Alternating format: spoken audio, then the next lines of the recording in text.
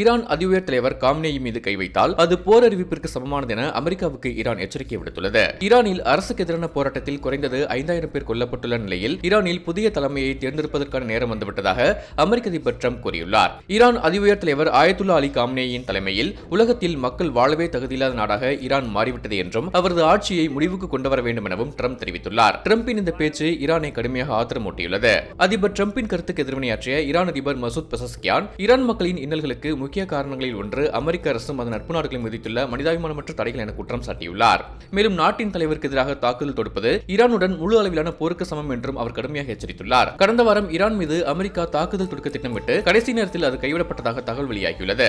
ஈரானின் பதில் தாக்குதலை எதிர்கொள்வதற்கு இஸ்ரேல் இன்னும் தயாராகவில்லை என ட்ரம்பிடம் பெஞ்சமின் நெத்தன்யாகு கூறியதாகவும் சவுதி அரேபிய பட்டத்திலவரசர் முகமது பின் சல்மானும் மோதலை கைவிடும்படி ட்ரம்பை வலியுறுத்தியதாகவும் தகவல் வெளியாகியுள்ளது.